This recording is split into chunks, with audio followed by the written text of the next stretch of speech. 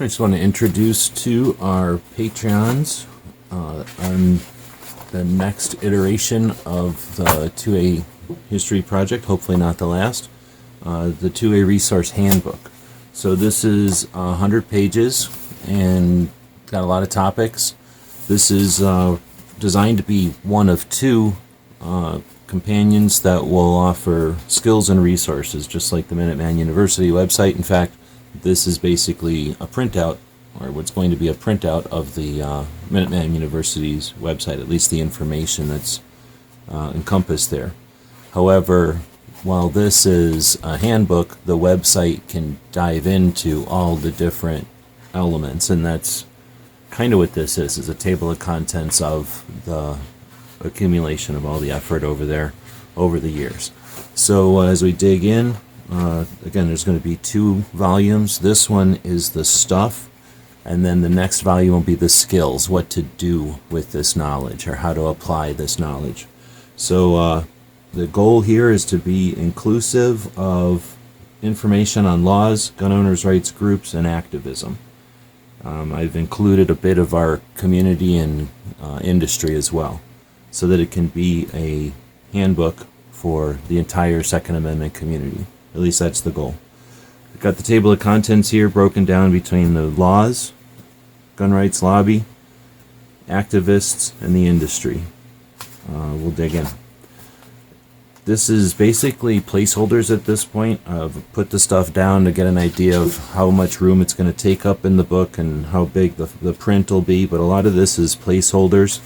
But the overview here will show what the project encompasses. So we start out with the firearms laws, get into the court cases and the various bans from the federal and state level. We're going to have the history of concealed carry, then the constitutional carry, as well as reciprocity, open carry and campus carry. We'll get into background checks, gun-free zones, and while I understand this on the surface might seem inclusive, I know I'm missing stuff. I've already got some notes over here on things that are missing from this whole thing. So if we're going through this, feel free to rewind or look at the description or check it out on the Patreon thing where we'll have a list of this stuff. And if we're missing a topic or something of interest that's worthy of being in here, let us know. Please let us know. Gun-free zones. Then we'll get into the doctors and the CDC, suicide and mental health. Get into red flag laws and the slippery slopes there. More about firearms deaths, transition into kids and guns, into firearm safety. Buying 4473, section on marijuana and firearms. Then we'll dig into the federal firearms licenses, the 9 licenses, some insight into the states and the types of licenses that are out there. For example, did you know that there are just as many dealers as there are collectors? What? There's just as many CNR collectors as there are gun shops. Well, that's actually FFL dealers, so that's even garage gun shops. So that's something I found interesting in the accumulation of all of this. Lots of insight to be gleaned from organizing it in different ways, and we'll attempt to do that. Again, this is a lot of blank pages because this is placeholders. We'll talk about the NFA, and along with that, the subsections, so suppressors, hunting with suppressors, short barrel rifles, and we'll get into the various subsections like solvent traps, the Hearing Protection Act, right? Forward grips, stocks and braces, of course, pistol braces, any other weapons, short barrel rifles, the 12-gauge firearms, machine guns, everything including the auto keys and the bump stocks and binary triggers. So we might need to move some of this around, shift it and make it longer, but these are placeholder sections for everything. 80%ers ghost guns, of course, is getting to be a hot topic. All of that comes from the Undetectable Firearms Act. 3D guns, we'll end it off in this technical section with antiques and primitives. Wrap it up with state firearms, which I think is, again, a potential for a real positive push, just like a state bird or a state tree. We only have, 9 state firearms. We have a lot of potential there. Left room for the antis. I haven't put a lot of attention into this, but there's a lot of, obviously, information to put here. And then the individuals behind the antis agenda. Then we'll get into the positive stuff, our timeline of activism and the activists. We'll break this all down. National gun owners' rights groups, the state level gun owners' rights groups, another timeline. I find it very interesting to see how long some of these organizations have existed, so more of a linear timeline this time. For archival purposes, the past SHOT shows and where they've been, along with the Gun Rights Policy Conference and the NRA shows. Our 2A rallies, and we'll have sections on the various events that happen on a annual or a regular basis in our community, like the industry events. We'll have our activists, of course, breaking them down into the founders of the organizations, the authors. We have a library or a selection of the important books to have in a gun library, as well as the magazines, the periodicals. Those have been important. A section here for the internet, gun blogs, forums.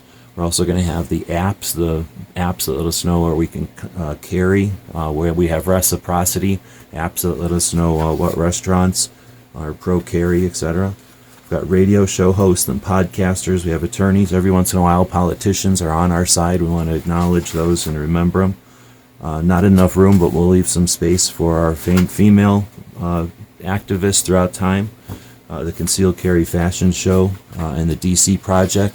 Some of the things that are doing the most to change the face of gun ownership here recently and to bring more and more interested people into firearms. We've got the firearms instructors. Again, there's not enough room here. I'll probably be expanding some of these placeholder sections, but lots of interesting stuff in the evolution of both how firearms work and how we apply our training and how we use guns and how that affects our training, and then how that training affects the use of firearms, and lots of interesting stuff on the development. And with more awareness, I think we'll have less confusion and less pointing fingers and less being worried about what each other's motives are, because I think there's a lot to this, and a lot of our realms of the firearms community aren't necessarily opposing. They're just not all on the same track, and this is all to the effort here is to get all kinds of information in one place so that people from different realms can understand where they fit in the big puzzle of it all, and how we can complement and help each other, watch each other six, right? We've got the shooting schools that come from those instructors, and then the ranges where those classes take place, and of course the public ranges. And we don't really have too much military stuff in here, but I'm thinking about adding a layer. Let us know in the comments if you think adding another layer to this whole thing to include some military places, ranges, and forts and bases, I guess, and then the military history is obviously a big piece. It would be a skeletonized view of it, but I didn't include too much military stuff except for little places where it's adjacent like this. Of course, the gunsmithing schools, which never get enough attention. We'll have firearms inventors. We've done other projects on that, so we'll salvage some of that work. I broke them up between our firearms inventors and the rest of the world's firearms inventors. Then an industry timeline. I find the history of our industry interesting, so I've given a bunch of pages to that. And of course, this is just a simple layout for placeholder purposes. We'll develop the infographics here. Another, again, section for the development of firearms. Obviously nothing here yet, but that's as I have time, we'll put more effort into that. The history of ammo, again, that's important because that can relate with these other things, part of the puzzle. Then we've got the history of our shooting sports. You may not realize that shooting sports are are often the most popular sport in the world, and for a long time they were the most popular sport in the world. So we don't get enough credit. And again, when our realms of the firearms community are out there, they're not maybe aware of how they fit into the big puzzles, but we get a lot of complementary and a lot of competition from the competition shooting sports, a lot of kickback and a lot of cooperation. So in order to get into all that, we got some sections on the competition shooters themselves, and as well as, again, the sports that happen throughout the year. The infrastructure here is amazing, and while they're not all necessarily connected, the potential here, hopefully when people get all this, well, if this ever becomes a thing. But getting all this information on the website in one place, hopefully people can see some connections into stuff that evolves us, that gets us going to the next level. So then we've got the calendar of the shooting sports. We never want to forget accessible shooting. I feel like a jerk for putting it towards the back, but the way it all kind of fitted, I thought this was the best place to put it. We get into and the reason I did that is because so many of the accessible things are taking people out hunting on trips and stuff, so I stuck that with the hunting. I don't know much about hunters, but I know that they're integral. Many of our fights or our defenses of our rights had to do with hunters. And hunters, well, FUDs get a bad rap because they often perceive to throw semi-autos and anything beyond a revolver and a double-barrel shotgun under the bus, which isn't really the case. They've fought for us before any of us were even thinking about the stuff. They created the platform that allowed the new stuff to take place. We would definitely want to give credit where credit's due. And of course, conservation isn't often overlooked by the antis, the people that think that guns have no value. Will, of course, forget about hunting other than to trivialize it and to blow off to the hunters, the FUDs out there that are not helping us, that, oh, we're going to leave your hunting guns, but they don't realize how much those hunting guns affect some of the stuff that they find often most dear, which is our natural resources. Anyway, of course, we want to give credit to that, and I'm not going to forget our collectors and then the firearms museums, which they created by their collecting. Collecting, like we talked about before, is actually, there's a lot of collectors out there, and I don't think there's any effort being made to unite, organize, make aware, and empower our collectors, which must have, I'm assuming, a lot of resources, awareness, and again, potentially infrastructure, certainly experience, because I'm guessing they're all old. But who knows, I'm often wrong. As I discover this stuff, I'm able to do that thanks to our Patreons. So the last couple of pages are to thank our Patreons, the people that keep the van here. I already had to get rid of one of the vans, but I appreciate that I still have the van. The people that contribute at the various levels that allow us to take time occasionally to do stuff like this. This is some of the other stuff we've done, and then there's a table of contents on the back. So that's our 2A Resource Handbook, the next project in our series of attempting to get Second Amendment, as we put on here. We'll put it on the back. Attempting to get our Second Amendment into hands, thoughts, and conversations in new and interesting ways. We're on the right side. It's just a matter of communication. This is the resources. The next project will be the skills, and that's how to communicate, when to communicate, strategies, not just talking louder, not just talking more often, not just repeating yourself, but evolving the conversation. I can't wait to get into that. Again, I can't thank enough our Patreons, people that make it possible for me to squeak hours here and there away to do stuff like this, to buy the printer ink. You have any idea how many iterations of stuff it takes to get one decent print like this?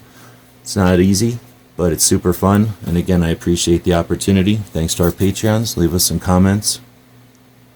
Till next time, thanks for watching. The guys and gals of GunWebsites.com encourage you to take a CCW class every year, practice at least once a month, and carry every day. Thanks for watching GunWebsites.com.